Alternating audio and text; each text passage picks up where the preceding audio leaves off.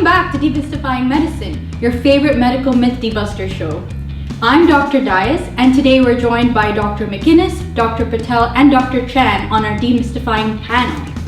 Today our episode is dedicated to questions from the audience. First up, we have Waleed. Hi everyone. Hello Waleed, thank you for joining us today. What is your Demystifying Medicine question?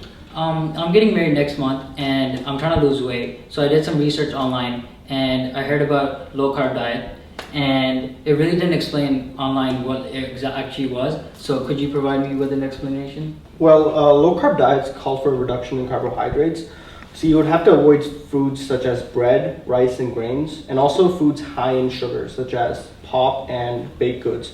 And you try and substitute them with foods high in protein, fiber, and fat. Oh, I see. So you reduce the amount of carbs in your diet. What effect does that have on your body? Let's look at how carbohydrates normally function in your body.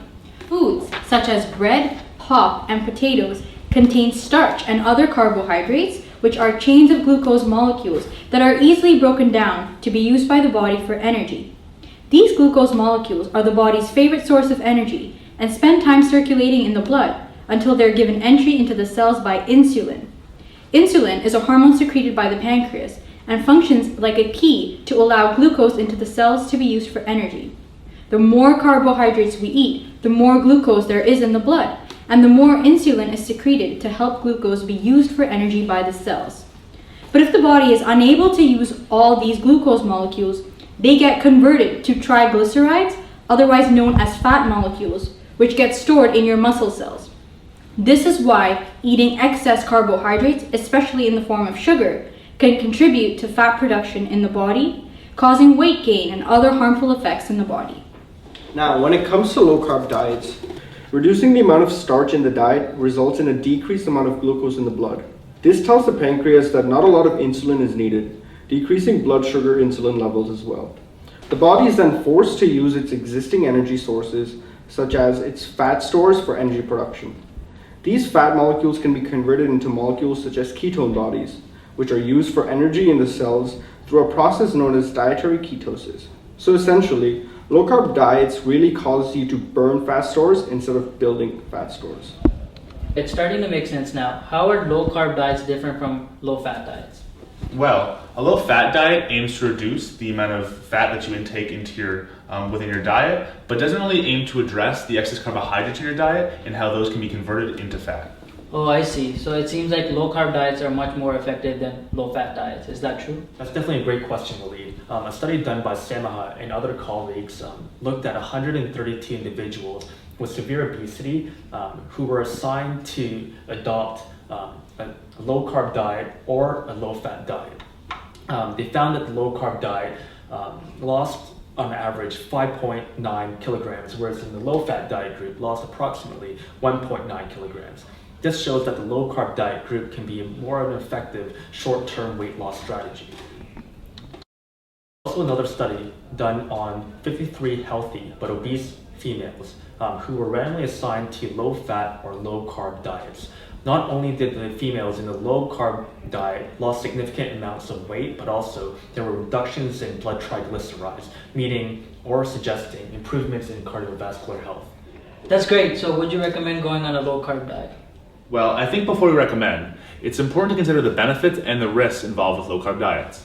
One significant benefit is that decreasing carbohydrate intake reduces blood sugar levels, decreases blood pressure, reduces the amount of fat and triglycerides in the blood, as well as boosts the levels of HDL cholesterol, also known as the good cholesterol in the body.